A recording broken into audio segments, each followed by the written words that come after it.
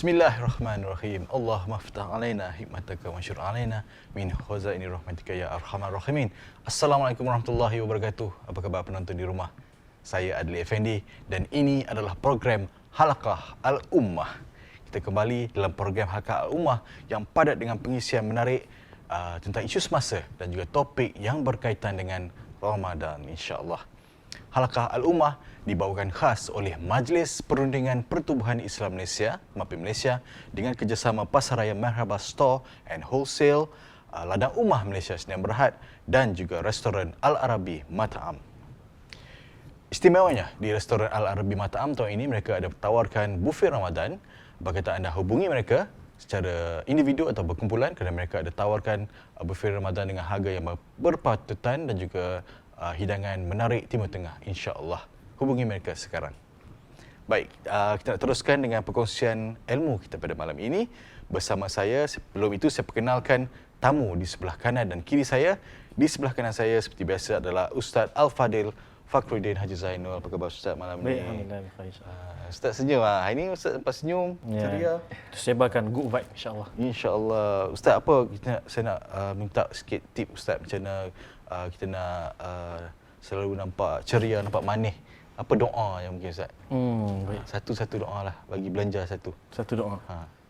Nabi sebut dah hadis kan, kita baca doa bila mana kita tengok cermin, lihat kita diri sendiri, lihat diri kita sendiri, kita sebut Allah kama ahsanta khalqi fa ahsin khuluqi.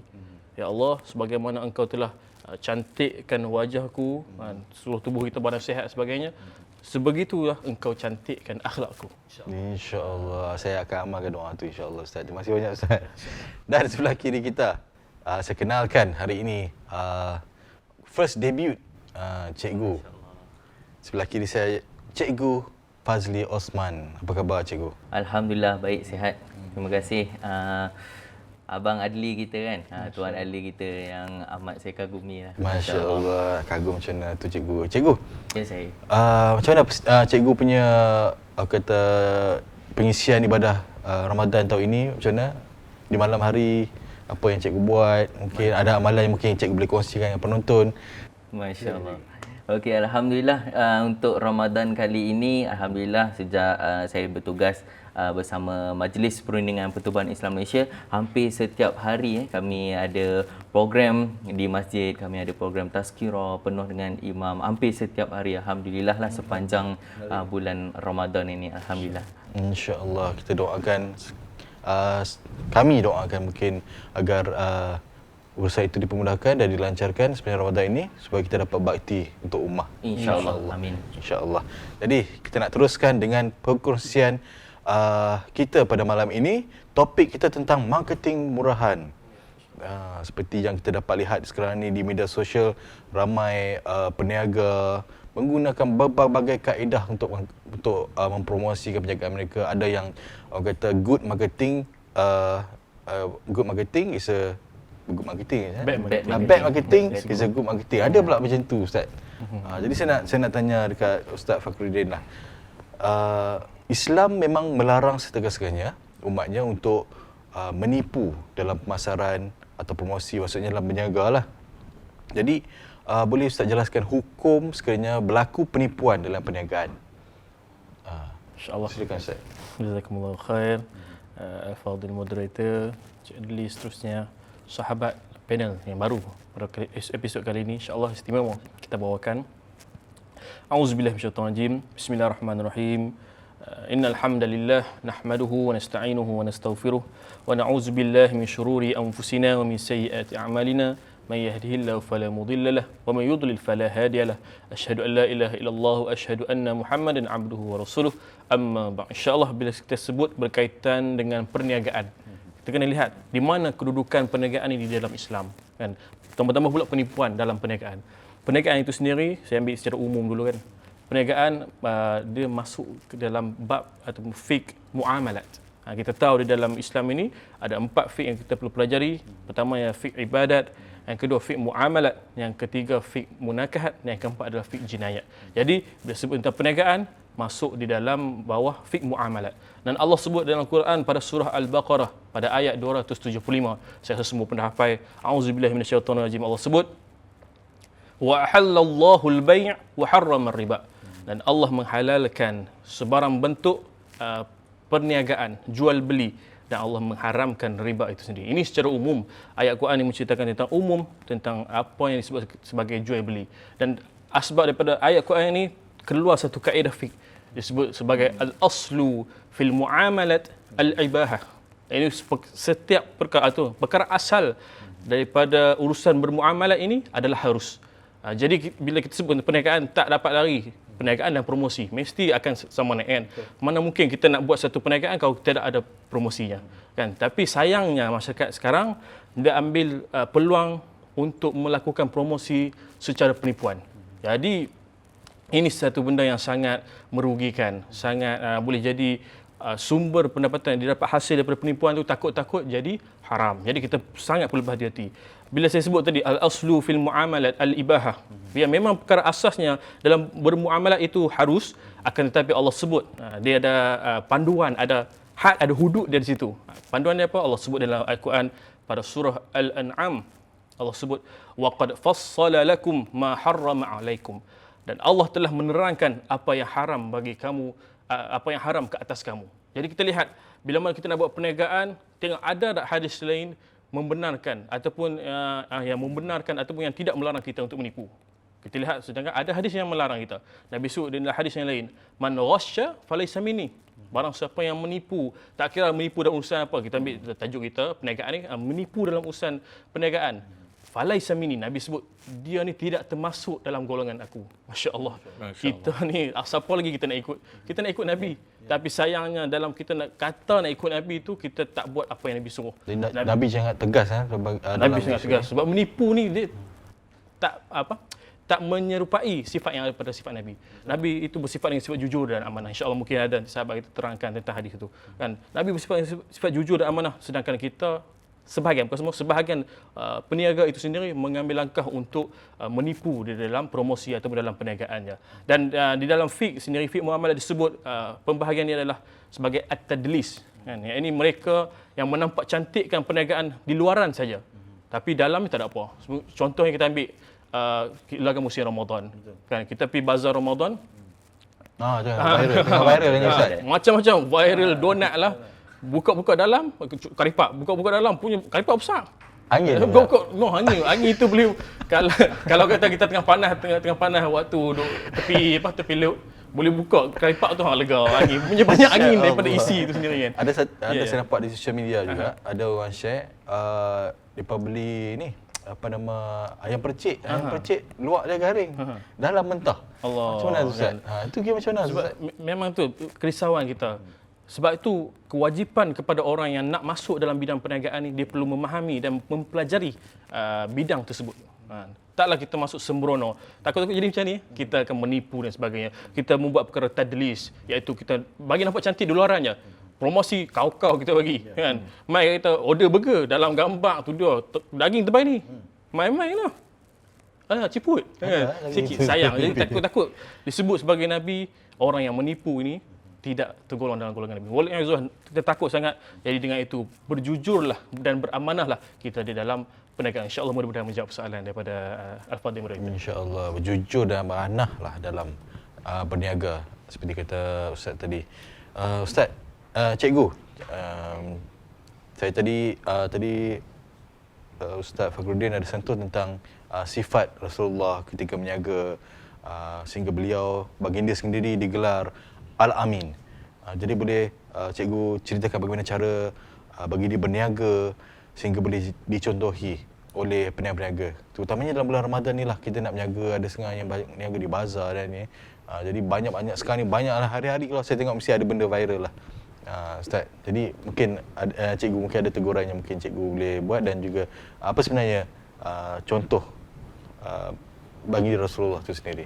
Silakan cikgu. Okey, pertama sekali terima kasih saya ucapkan kepada saudara Ali dan yang saya hormati Al-Fadhil Ustaz Fakhruddin. Allahumma salli ala sayyidina Muhammad wa ala ali Muhammad. Subhanaka la ilma lana illa ma 'allamtana innaka antal alimul hakim wa tub alaina ya maulana innaka tawwabur rahim. Rabbi syrah li sadri wa yassir li amri wahlul 'uqdatam min lisani yafqahu qawli. Berbalik kepada soalan yang diutarakan oleh saudara moderator tadi tentang Nabi Muhammad sallallahu alaihi wasallam terkenal dengan sifat al-amin dan bagaimana cara Nabi Muhammad sallallahu alaihi wasallam berniaga. Jadi Allah abadikan di dalam Al-Quran. Allah sebut dalam Al-Quran, laqad kana lakum fi rasulillahi uswatun hasanah. Sungguhnya ada dalam diri Nabi sallallahu alaihi wasallam itu contoh ikutan yang baik. Jadi dalil daripada Al-Quran tadi dizahirkan oleh akhlak Nabi sallallahu alaihi wasallam sendiri dalam kehidupan seharian. Dalam apa je perkara yang Nabi buat termasuklah dalam perniagaan. Seperti mana kita tahu Nabi Muhammad sallallahu alaihi wasallam pun adalah seorang usahawan. Baginda juga merupakan seorang businessman yang terkenal dan sangat terkenal dengan sifat jujur. Jadi itulah yang pertama, cara Nabi berniaga dengan jujur, dan hal inilah yang menarik minat isteri baginda yang baginda sayangi, iaitu Sayyidatina Khadijah radhiyallahu anhu, untuk menjadikan baginda Nabi sallallahu alaihi wasallam sebagai suami. Menerusi riwayat Imam Tirmizi, Nabi sallallahu alaihi wasallam pernah bersabda, peniaga yang dapat dipercayai dan beramanah dan akan bersama para nabi, orang-orang yang dipercayai dan orang yang mati syahid. Pendek kata, orang yang berniaga dengan amanah ini akan bersama-sama dengan orang yang mendapat kepercayaan, dengan para nabi dan juga orang yang mati syahid. Masya Allah, besar ganjaran jika orang yang menjaga amanah dan jujur. Tidak kira dalam apa urusan sekalipun, lebih-lebih lagi di dalam perniagaan. Itu yang pertama, jujur dalam perniagaan. Yang kedua, Nabi SAW tidak pernah bersumpah palsu, ataupun lebih mudah kita faham, menipu ataupun overclaim dalam sesuatu produk ataupun barang yang diniagakan. Kerana apa? Nabi SAW bersabda, penjual dan pembeli ni dia ada hak dia selagi mana dalam tempoh urusan jual beli itu. Jadi sekiranya mereka jujur dan mahu menerangkan keadaan sesuatu barang ataupun produk ini kan, maka ada berkatnya di situ. Begitu juga sebaliknya, jika dia menyembunyikan kelemahan ataupun kecacatan sesuatu barang tu, maka tidak adalah keberkatan dalam urusan jual beli mereka itu. Ini hadis sahih, hadis riwayat Muslim. Bagaimana ada satu kisah Nabi SAW pergi ke pasar, sebuah pasar. Baginda pergi ke gerai yang menjual buah-buahan. Lalu baginda masukkan tangan di bahagian bawah. Ada buah di bahagian bawah. Dan baginda dapati buah itu basah. Baginda bertanya kepada penjual tersebut, kenapa ini? Kan? Jadi penjual tu jawab, dia kata, ini basah terkena hujan ya Rasulullah. Kenapa meletakkannya di bawah? Kenapa tidak meletakkan di atas? Dan penjual itu terdiam dan baginda sambung lagi. Sesungguhnya orang yang menipu dalam urusan jual beli tidak akan bersama aku. Na'udzubillah min zalik. Moga kita dijauhkan dan moga kita mendapat tempat bersama-sama dengan Nabi sallallahu alaihi wasallam. Ada banyak lagi cara-cara Nabi berniaga, dan yang paling saya nak tekankan sekali di sini adalah Nabi sallallahu alaihi wasallam tidak kejar harta semata-mata. Kerana apa? Baginda sallallahu alaihi wasallam ni, Abang Adli dan juga Ustaz, dia sangat bersungguh-sungguh mencari kehidupan yang halal lagi berkat seluruh kehidupan sehariannya. Okey, dan hal inilah yang memberi keyakinan dan menarik minat orang kaya tadi untuk melabur kepada Nabi SAW dan memberi keyakinan kepada mereka untuk keluarkan modal untuk baginda Nabi kembangkan lagi perniagaan. Dan kesannya jika dengan sikap begini, ia dapat membantu orang yang berada, malahan turut membantu orang yang kurang berada. Jadi banyak lagi contoh-contoh kita ikut sendiri kepribadian Nabi SAW, antaranya senyum yang membuatkan orang selesa, dan kita pun tahu kan baginda Nabi SAW, ya betul, senyum itu sedekah, dan baginda pun seorang lelaki yang sangat tampan dan menawan, dan hal inilah yang menyebabkan pembeli yang berurus niaga dengan baginda Nabi SAW begitu selesa dan suka untuk berurus niaga dengan baginda Nabi SAW. Mudah-mudahan perkara ini dapat menjawab persoalan yang diutarakan tadi. Berlengkap cikgu. Terima kasih banyak cikgu. Tadi masa awal siaran saya dah sebutkan tentang peniaga yang menggunakan kontroversi untuk melariskan perniagaan mereka, melariskan jualan mereka. Ustaz Fakhruddin mungkin ada pandangan tentang golongan sebegini. InsyaAllah, jazakumullah khair atas persoalan. Betul, memang kita tidak dapat dinafikan ada orang yang saja menimbulkan satu isu ataupun satu kontroversi untuk menaikkan, untuk melariskan perniagaan yang dibuat. Atau mungkin tahun lepas ataupun 2 tahun lepas, dibuat kontroversi seakan-akan digaduh dengan ibu dia. Tuan-tuan dan perempuan bisa lihat. Sehingga menyebabkan pergaduhan di antara masyarakat yang melihat video tersebut. Tapi yang mendapat hasil adalah si peniaga itulah. Akibat kontroversi yang ditimbulkan, perniagaan dia laris. Jadi, kalau kita lihat kontroversi itu, makna daripada Kamus Dewan memang maksudnya pertelingkahan atau perselisihan di antara dua pihak.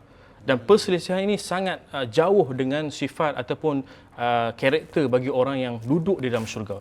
Kerana Nabi sebut dalam hadis, ana za'imun bi baitin fi ramadil jannah. Aku menjamin satu rumah di dalam syurga bagi mereka yang meninggalkan pertelingkahan. Akan tetapi akibat kita buat kontroversi, kita buat satu isu ni menyebabkan kita yang menyebabkan orang lain tak masuk syurga, kita yang menyebabkan orang lain tak dapat sebiji rumah dalam syurga. Jadi adakah ini perbuatan yang baik? Sesungguhnya ini perbuatan yang tidak baik. Dan kadang-kadang akibat dari kontroversi itu diberbangga-bangga pula. Kan, dia berbangga dengan kontroversi yang dia buat. Dia bangga sebab apa? Sale dia naik. Dia bangga sebab apa? Perniagaan dia makin maju dan sebagainya. Perniagaan ni nak pergi mana? Macam apa Cikgu Fazli sebut tadi. Tak ke mana, kita nak buat perniagaan ni untuk mencapai redha Allah. Tapi kita tahu perniagaan ni hanya dunia saja, kan? Sebab itu Nabi sebut dalam hadis, berhati-hatilah orang yang selalu mencari kontroversi untuk menaikkan perniagaannya, dan dia berbangga-bangga pula dengan perkara tersebut. Sebab takut dalam satu hadis Nabi sebut, kullu ummati mu'afan illa mujahir, kan? Setiap umat aku, umat baginda Nabi Muhammad akan diampunkan, melainkan al-mujahir. Siapa itu al-mujahir? Iaitu mereka yang menunjukkan maksiat yang mereka lakukan. Berbangga-bangga dengan maksiat yang mereka lakukan. Disebut dalam hadis itu, panjang hadis itu. Saya bagi mafhum dia. Pada malamnya Allah telah ustur, Allah telah tutup aib dia. Akan tetapi besok pagi dia bangun, kan? Dia bangun dan disebarkan, dia bagi tahu semalam aku telah buat maksiat. Dan jadi konsep yang sama kalau kita dapat kaitkan dengan isu sekarang. Dia create satu kontroversi, dia muat dalam media sosial, orang pun hentam, kadang ada hentam, ada yang sokong. Akibat daripada itu, dia punya sale atau perniagaan naik. Tapi lepas daripada perniagaan dia berbangga pula dengan isu atau kontroversi yang dia telah bangunkan. Jadi takut-takut orang ini dia tidak akan mendapat keampunan daripada Allah SWT. Waalaikumsalam. Mudah-mudahan menjawab soalan daripada Fadil Moderator. Alhamdulillah. Terima kasih Ustaz. Okey, saya nak kita dah bincang pasal marketing yang tak betul, cara-cara marketing yang salah ni. Jadi saya terfikir, adakah sebenarnya cara pemasaran marketing yang patuh syariah? Ada ke? Tapi saya nak tahu daripada dua panel kita sebentar lagi. Kita akan berehat seketika dan kita akan kembali selepas ini, insya-Allah.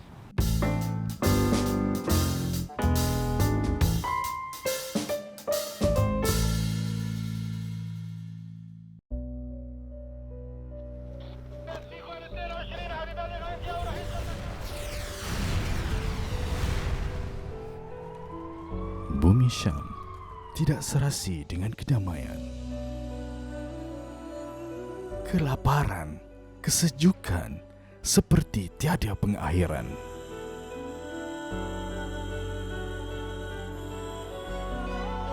Harapan, kurniaan demi sesuap santapan berbuka.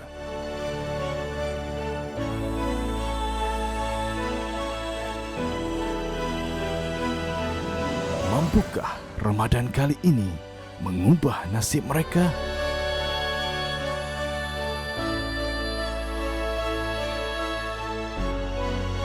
Bersama MAPI Malaysia, layari www.rayuansyria.com. Assalamualaikum warahmatullahi taala wabarakatuh. Bagaimana sahabat di sana ingin melaksanakan ibadah korban? Ini Abang Jamil, seorang sahabat kita yang tengah runsing tapi niat dalam hati nak laksanakan korban. Macam ni, seekor lembu kan boleh dilaksanakan 7 bahagian. Jadi, Abang Jamil boleh panggil kenalan dan juga keluarganya untuk bersama di dalam ibadah korban. Jangan risau, tak semestinya bayar cash. Sekarang kan dah moden. Kita boleh buat bayaran secara online. Insya-Allah kepada yang melaksanakan korban bersama dengan kami, kita akan serahkan daging ini kepada golongan-golongan asnaf yang berada di sekitar kawasan kita. Jadi kepada anda semua yang ingin melaksanakan korban dan juga akikah, hanya melalui di www.ibadahkorban.com.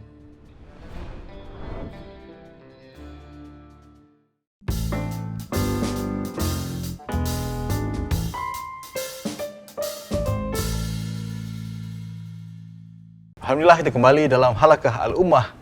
Kali ini dalam episod yang bertajuk Marketing Murahan. Sebelum kita nak teruskan dengan perbincangan, apa kata anda share dulu video ini.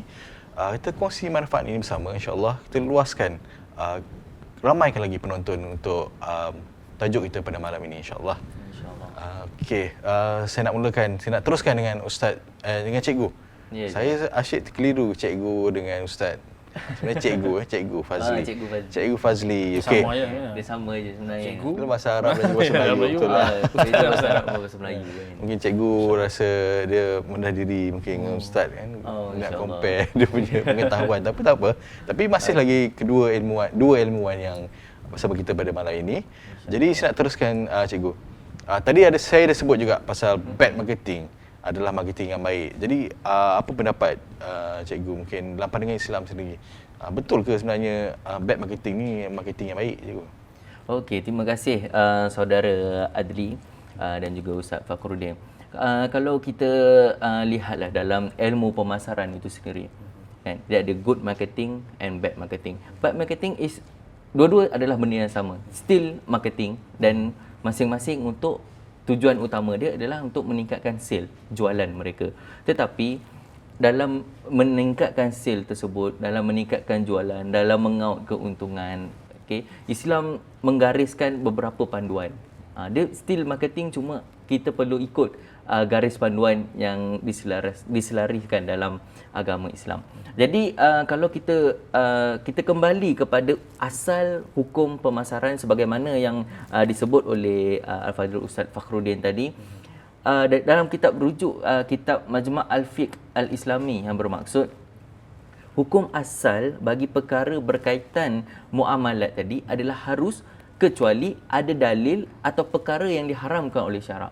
Okey, jadi berbalik kepada asal hukum pemasaran tadi, di dalam Islam tidak ada masalah, adalah harus dibenarkan selagi mana ianya selari dengan syariat, dan jika ada dalil atau perkara yang diharamkan oleh syarak, maka itu tidak boleh, tidak dibenarkan. Okey, jadi sebagaimana sabda Nabi SAW, seseorang yang beriman itu bukanlah daripada golongan yang suka mengaibkan orang lain.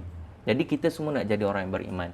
Okey, tetapi Nabi sebut seorang yang beriman tu bukanlah daripada golongan yang suka mengaibkan orang lain, bukan daripada orang yang suka melaknat orang lain, apalagi mencerca orang lain, bukan daripada golongan yang suka mencarut, dan bukan juga dari golongan yang suka berkata-kata keji dan buruk. Hadis riwayat Tirmizi. Jadi di dalam melakukan aktiviti pemasaran tadi, marketing tadi, jadi kita elakkanlah perkara-perkara begini, mencarut, memaki hamun orang lain. Itu dari segi perbuatan. Ada juga apatah lagi kalau dalam tujuan pemasaran tadi dia ada unsur fitnah, ada unsur membuka aurat, apatah lagi mempamerkan ataupun menaikkan gambar-gambar yang tidak seeloknya ataupun lucah. Jadi ini adalah sangat dilarang dalam Islam. Tambahan pula, Islam sangat melarang melakukan provokasi ataupun menyentuh sensitiviti agama dan sesama manusia. Jadi jika kita tidak mengikut garis panduan yang diselarikan dalam agama Islam jadi ianya bukan hanya memberi kesan kepada penjual itu sendiri, produk itu sendiri, tidak. Ianya memberi kesan kepada agama Islam itu sendiri dan imej baik Islam itu sendiri. Rata-rata yang buat terlebih-lebih lagi kita lah orang Melayu yang majoritinya yang beragama Islam. Cuba kita bayangkan apa pandangan orang kafir jika kita orang Islam melakukan marketing murahan. Kita ambil contoh orang yang telah berjaya. Ada tak mereka buat marketing dengan terkinja-kinja, dengan joget sana sini, dengan helah kononnya bercinta lah dan sebagainya. Tak nak sebut siapa, okey, secara umum Putus saja. cinta. Putus cinta dan sebagainya, drama-drama yang menjengkelkan bagi saya. Jadi adakah Islam ni level macam ni je? Kan? Berbeza. Jadi kita fikir jauh dan kita lakukan aktiviti itu, kita berniaga, kita nak keberkatan dan keredaan Allah SWT itu sendiri. Dan suka untuk saya berpesan, kalau orang yang sebenarnya kaya, dia tak perlu tunjuk pun yang dia kaya. Tetapi orang di sekeliling dia sendiri tahu yang dia tu kaya. Maksudnya dia tak perlu pun nak heboh dengan orang yang dia tu kaya, dia tu jual itu, jual ni, tak perlu. Tapi kalau dia betul cara dia, orang lain sendiri tahu yang dia tu kaya, orang sendiri yang keyakinan, barulah kepercayaan itu original, genuine, asli. Dan mudah-mudahan insya-Allah lah benda tu akan mendapat keberkatan Allah SWT, insya-Allah. Mudah-mudahan dapat menjawab persoalan yang diajukan tadi. Maksudnya cikgu, kepribadian sendiri seorang usahawan tu, dia kena jaga peribadi dia dengan baik, dan orang sekeliling ni mungkin akan nampak yang dia sebenarnya seorang usahawan yang berjaya. Ya betul, berjaya dan mengikut selari dengan panduan yang hukum syarak Islam lah. Baik, saya nak sentuh tentang hukum syarak, di mana Ustaz Fakhruddin boleh ceritakan bagaimana nak pastikan yang kita punya satu perniagaan kita tu patuh syariah. Silakan. Baik. Jazakumullah khair, sahabat Android Moderator. InsyaAllah simple je macam mana kita nak pastikan marketing kita patuh syariah, ataupun apa segala benda kita buat berkaitan perniagaan ni patuh syariah atau tidak, semestinya dengan ilmu. Sebab itulah sebelum kita terjun ke dalam bidang apa sekalipun, perlu kepada ilmu. Kita ambil dalam bidang perniagaan itu sendiri kan. Kalau kata basicnya, kita hanya perlu wajib ke atas kita untuk mempelajari 3 ilmu utama, iaitu ilmu tauhid, ilmu akidah, ilmu fiqh dan ilmu tasawuf. Tapi andai kata kita nak menceburi satu bidang perniagaan, maka wajib kepada kita untuk mengaji ilmu perniagaan itu sendiri. Kan? Apa hukum hakam, apa yang dilarang, apa yang dibolehkan, itu wajib ke atas kita. Sebagai contohlah, seorang nelayan kan. Kita sedia maklum, orang nelayan ni kadang-kadang keluar waktu malam kan. Waktu malam kadang tak sempat solat Isyak, dia keluar dah kan untuk mencari rezeki. Kadang balik pula lepas subuh. Jadi hukum hakam situ ada banyak hukum hakam situ kan. Bila mana dia atas kapal kan, semasa dia nak semasa dia atas kapal, bagaimana dia nak solat kan. Perlu mempelajari hukum hakam. Macam mana nak cari kiblat kan? Adakah memadai wuduk dengan air laut?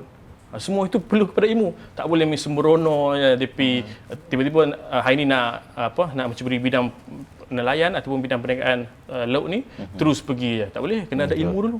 Lemas tu Ustaz. Ya? Jatuh lemas tu. Lemas pula kan. Jadi banyak benda. Semua bidang apa yang kita nak ceburi perlu pada ilmu. Jadi perniagaan sebenarnya mempunyai sifat at-tajiru saduqul amin. Kan? Iaitu mempunyai sifat sidik, ini jujur dan amanah. Dan disebut oleh Nabi, mereka yang memiliki sifat jujur dan amanah ini akan bersama ma'an nabiyyin, akan bersama para nabi, insyaallah. Was-siddiqin, akan bersama orang-orang yang siddiq, yang memiliki sifat benar. Dan yang terakhir adalah asy-syuhada, ini orang-orang yang mati syahid. Jadi Allah bandingkan orang yang jujur dan amanah dalam perniagaan sama level, ataupun sekurang-kurangnya seakan-akan level dengan mereka yang sangat mendapat kedudukan yang tinggi di sisi Allah SWT. Jadi perlu sangat kita jaga bagaimana cara untuk kita marketing dan sebagainya. Mudah-mudahan marketing yang kita lakukan itu patuh syariah dan tidak melanggar ataupun tidak melanggar hukum hakam daripada Allah SWT. Perlu sangat hati-hati. Wallahu a'lam. InsyaAllah. Terima kasih Ustaz. Ustaz, tadi bila Ustaz sebut tentang belajar ilmu, bila kita nak menjaga kita kena ilmu, terutamanya ilmu agama. Jadi bila orang yang dah start belajar ilmu agama ni, dia mula nak berimage macam orang agama. Dia nak pakai kopiah, nak pakai serban kan. Lepas tu kena pula tuduhan, ini nak tunggang agama lah ni. Astaghfirullahalazim. Ada aja yang tak kena. Jadi saya nak tanya soalan tu sekejap lagi. Kita rehat seketika dan kita akan kembali selepas ini insya-Allah.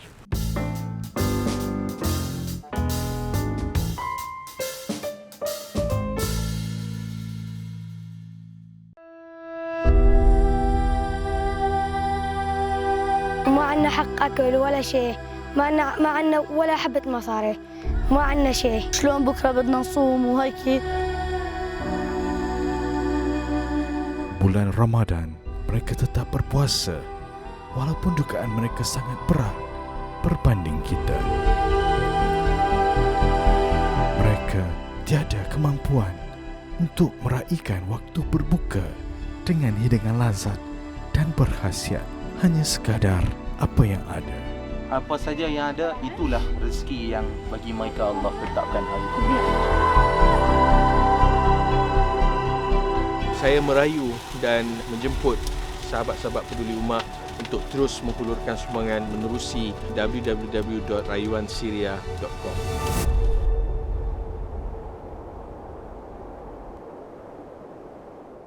Assalamualaikum warahmatullahi taala wabarakatuh. Bagaimana sahabat di sana ingin melaksanakan ibadah korban? Ini Abang Jamil, seorang sahabat kita yang tengah runsing tapi niat dalam hati nak laksanakan korban. Macam ni, seekor lembu kan boleh laksanakan 7 bahagian. Jadi, Abang Jamil boleh panggil kenalan dan juga keluarganya untuk bersama di dalam ibadah korban. Jangan risau, tak semestinya bayar cash. Sekarang kan dah moden. Kita boleh buat bayaran secara online. InsyaAllah kepada yang melaksanakan korban bersama dengan kami, kita akan serahkan daging ini kepada golongan-golongan asnaf yang berada di sekitar kawasan kita. Jadi kepada anda semua yang ingin melaksanakan korban dan juga akikah, hanya melalui di www.ibadahkorban.com.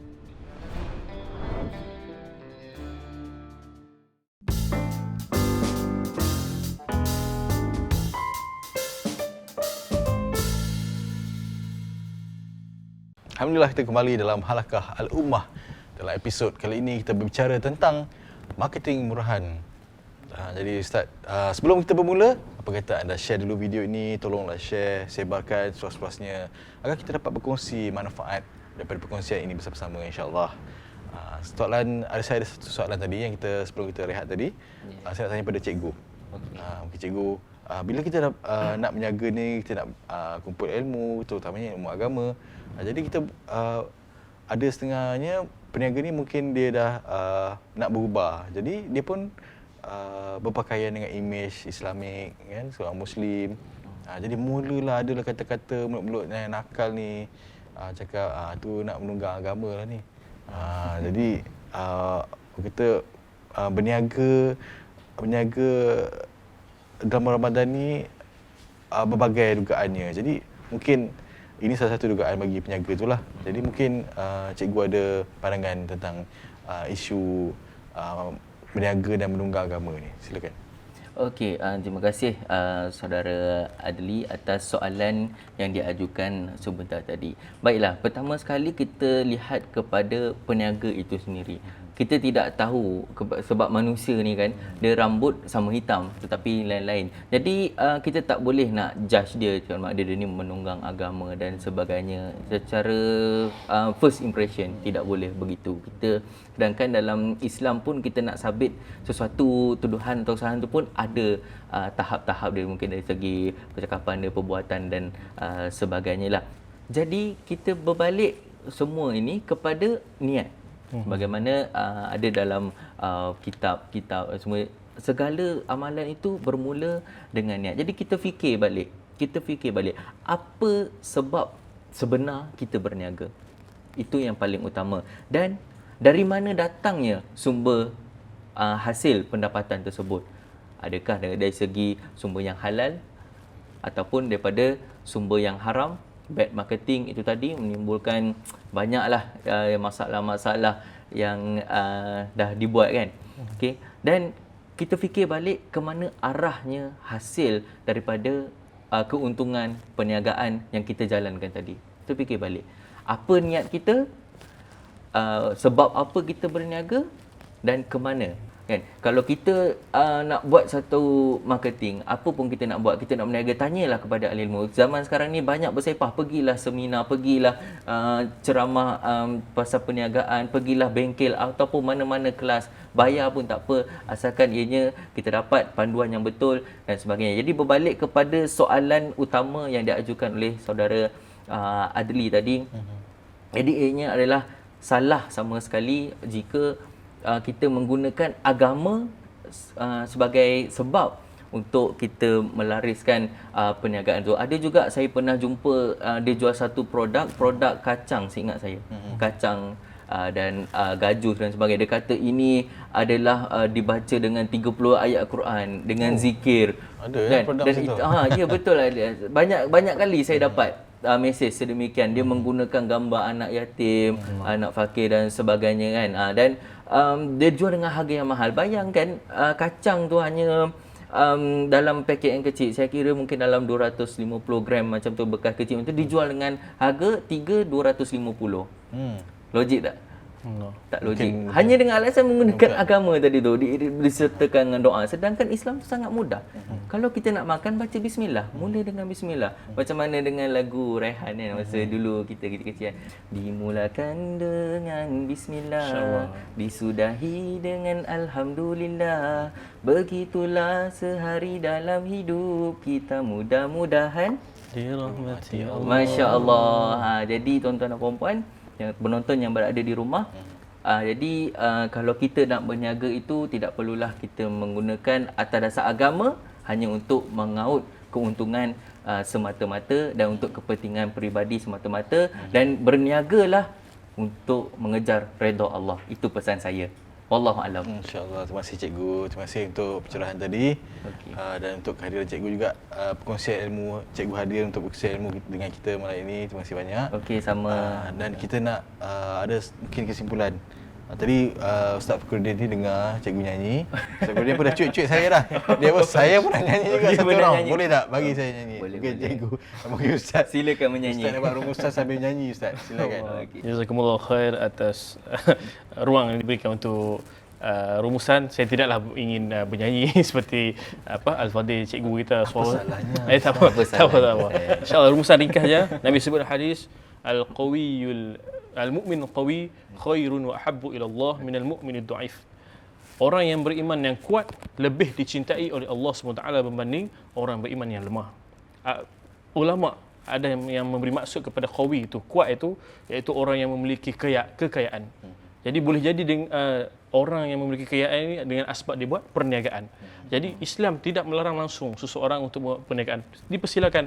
Akan tetapi kita ingat, perniagaan ini merupakan satu pekerjaan yang dilakukan oleh para nabi yang sebelum ini. Kita lihat Nabi Muhammad, hatta para sahabat, para tabi'in, Sayyidina Abdul Rahman bin Auf, Sayyidina Sa'ad bin Abi Waqqas, Sayyidina Uthman bin Affan. Semua ini peniaga-peniaga yang hebat. Jadi kita ni janganlah ikut sangat barat. Ikutlah Nabi sendiri, ikutlah para sahabat sendiri macam mana cara mereka berniaga. Hatta kadang-kadang ada mereka untung sikit je. Kan? Tapi itu tidak menjadi masalah kepada mereka, kerana yang mereka cari seperti yang Cikgu Fazli sebut, redha Allah sendiri. Dipersilakan. Sebab itu sebut dalam hadis tadi, al-mu'minul qawi. Penting iman dulu. Supaya iman membimbing kita dalam apa kerja buat kita, insya-Allah kita akan selamat dan kita akan buat sesuatu itu mengikut kepada apa yang Nabi suruh, apa yang Allah perintah. Insya-Allah barulah perniagaan yang kita lakukan itu akan mendapat berkat. Insya-Allah. Wallahu taala alam. InsyaAllah. Terima kasih Ustaz Fikruddin. Dan juga terima kasih Cikgu Fazli kerana berkongsi dengan kita pada malam ini. Alhamdulillah kita dah lengkap dengan diskusi kita tentang marketing murahan, dan semoga ia menjadi iktibar buat peniaga di luar sana. Jangan berniaga marketing murahan. Kita marketing dengan cara yang patuh syariah, insya-Allah. Kita jumpa lagi dalam episod akan datang. Assalamualaikum warahmatullahi wabarakatuh.